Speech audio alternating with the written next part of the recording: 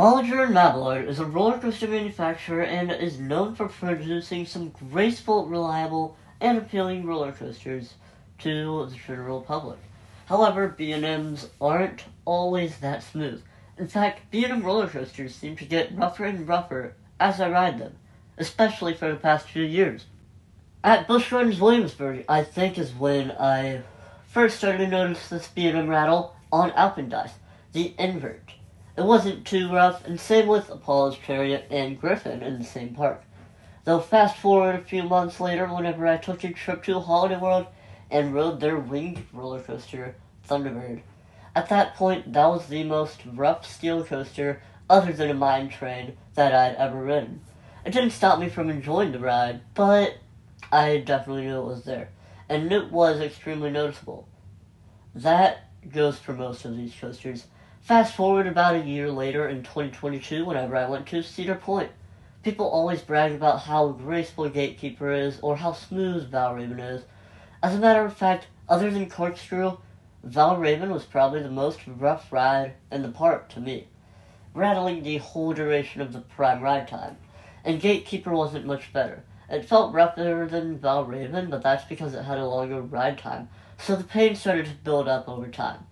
Raptor was an enjoyable invert, but I could still feel a rattle all over the place, with no resting. Finally, there was Rougarou.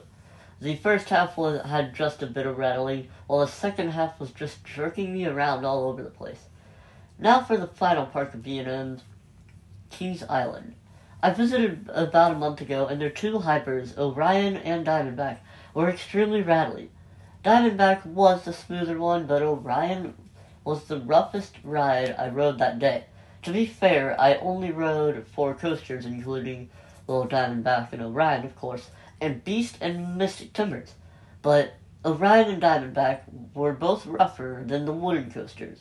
It's generally pretty unusual for a wooden roller coaster to be smoother than the steel coasters, especially a brand new steel coaster like Orion. The only roller coasters rougher than a lot of B&Ms are, well, Corkscrew and Grizzly. Now, not saying that they're bad rides, but they've got an issue with roughness. Okay, so why exactly are B&M roller coasters so rough? Is it something to do with their track? Probably not, as their track is extremely supportive, more supportive than a lot of roller coaster manufacturers. Maybe the track isn't designed for the heat whenever it expands.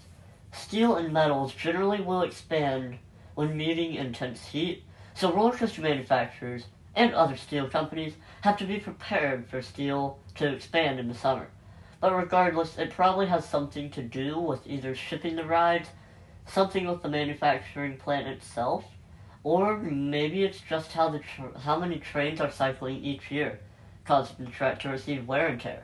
If you know why they're so rough, please let me know in the comments. Anyways, I hope you've enjoyed this short video on why I think that B&M roller coasters are the roughest roller coasters.